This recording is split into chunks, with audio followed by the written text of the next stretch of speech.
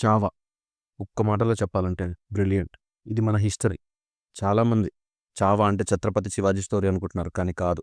ఇది ఛత్రపతి సంభాజీ స్టోరీ. శివాజీ మహారాజ్ తర్వాత మరాఠా ఎంపైర్ని రూల్ చేసిన యూదుడి స్టోరీ. మరాఠా ఎంపైర్ పేరు వస్తే శివాజీ ఒక్కడే గుర్తొస్తాడు, కానీ సంభాజీ అనేవాడి కథ ఇది. ఛత్రపతి శివాజీ కొడుకు కథ, ఛత్రపతి సంభాజీ మహారాజ్ కథ.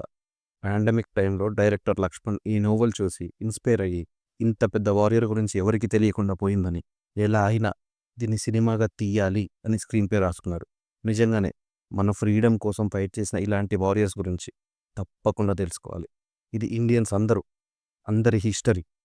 ఇవాళ మనకు ఒక ఫ్రీడమ్ వచ్చింది అంటే వీళ్ళు కూడా ఇంక్లూడెడ్ అని మనం అర్థం చేసుకోవాలి. ఛత్రపతి శివాజీ గురించి అందరికీ తెలుసు, కానీ ఆయన ఏం చేశారు అంటే క్లియర్గా చాలామందికి తెలియదు. ఇప్పుడు బుక్స్ ఓపెన్ చేసి తెలుసుకునే ఓపిక ఎవరికి లేదు. అట్లీస్ట్ ఇలాంటి మూవీస్ అయినా మన హిస్టరీని మనకి తెలిసేలా చేయడం మనకు అవసరం. మన రూట్స్ మనం తెలుసుకోకపోతే ఎలా? నేను కూడా లేట్ చేశా. ఓటీటీలో తెలుగులో వస్తే చూద్దాంలే అనుకున్నా, కానీ అందరూ బాగుంది అంటుంటే చూసా. నిజంగానే చాలా బాగుంది. ఇందులో అర్థం కాకపోవడానికి తెలియపోవడానికి ఏం కొత్తగా లేదు. ఇదేం ఫిక్షనల్ స్టోరీ కాదు, రియల్ స్టోరీ. శివాజీ మహారాజ్ కొడుకు స్టోరీ. ఈ మాత్రం క్లారిటీ ఉంటే చాలు, ఎమోషన్ కనెక్ట్ అవుతుంది. హిస్టరీ బుక్స్లో ఇంత పెద్ద యోధుని దాచిపెట్టేశారు ఇన్ని రోజులు. And Vicky Kaushal, seriously what a transformation. Nailed it, perfectly nailed it. అలానే ఉండేవాడేమో ఛత్రపతి సంభాజీ, అంత పర్ఫెక్ట్గా సూట్ అయ్యాడు.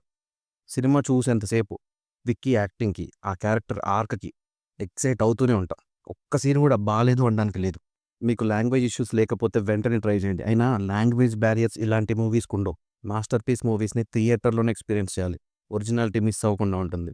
లేదు అంటే ఓటీటీ వరకు వెయిట్ చేసి చూడాల్సిందే. డెఫినెట్గా చూడాల్సిన సినిమా. మన హిస్టరీ ఇది, మన కోసం వాళ్ళు చేసిన యుద్ధం ఇది.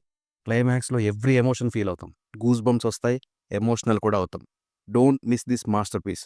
Directed by Lakshman, produced by mad off films. Thanks for the whole team. Cinema చూసాక చాలా ప్రౌడ్ ఫీలింగ్ ఉంది.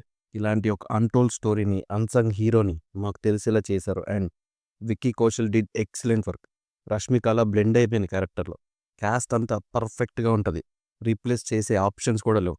My must watch suggestion. మీరు చూస్తే డెఫినెట్గా కామెంట్ చేయండి ఎలా ఉందో. ఇంకొంతమందికి సినిమా ఇంపాక్ట్ అర్థమవుతుంది. రివ్యూ నచ్చితే సబ్స్క్రైబ్ చేసుకోండి.